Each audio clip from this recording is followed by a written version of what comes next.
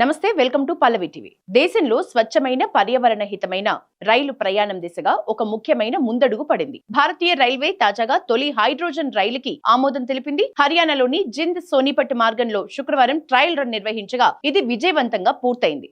గంటకు 120 కిలోమీటర్ల వేగంతో దీన్ని పరీక్షించారు.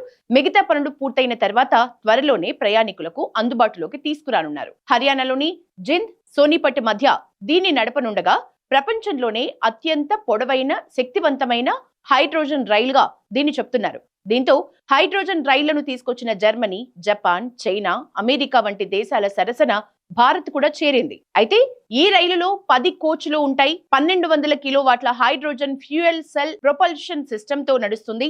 గంటకు 75 కిలోమీటర్ల వరకు వాణిజ్య వేగంతో ప్రయాణిస్తుంది. అయితే గంటకు 120 కిలోమీటర్ల వేగం వరకు ట్రయల్ రన్లు నిర్వహించారు.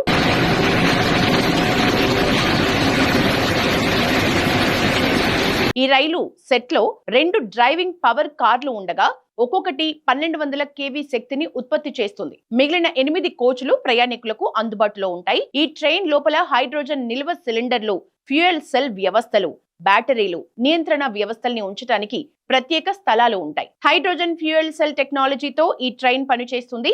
ఈ టెక్నాలజీ ద్వారా హైడ్రోజన్ తో కూడిన రసాయన చర్య ద్వారా విద్యుత్తును ఉత్పత్తి చేస్తుంది. కేవలం గాలిలోని నీటి ఆవిరి, వేడి వల్ల ఉత్పత్తి అవుతుంది. అందువల్ల ఈ రైలు ఎటువంటి హానికరమైన ఉద్గారాలను విడుదల చేయదు. డీజిల్ లేదా ఇతర శిలాజ ఇంధనాలతో నడిచే రైళ్లతో పోలిస్తే పర్యావరణానికి ఇది మేలు చేకూరుస్తుంది. రైలు ముందు భాగంలో సుమారు 27 హైడ్రోజన్ సిలిండర్లను, వెనుక భాగంలో మరో 27 సిలిండర్లను అమర్చారు. ప్రత్యేకంగా ఈ రైలు కోసమే జింద్లో పూర్తిగా స్వదేశీ హైడ్రోజన్ నిల్వ ఇంధనం నింపే కేంద్రాన్ని నిర్మించారు. తొలి హైడ్రోజన్ ట్రైన్ ను పూర్తిగా భారత్ లో అభివృద్ధి చేశారు. కేంద్ర ప్రభుత్వ ఆత్మ నిర్భర్ భారత్ చొరవ కింద స్వదేశంలోనే అభివృద్ధి చేశారు. లక్నోలోని research designs and standards organisation దీని రూపకల్పనను చేపట్టగా చెన్నైలోని ఇంటిగ్రల్ కోచ్ ఫ్యాక్టరీ తయారీ బాధ్యతను చేపట్టింది.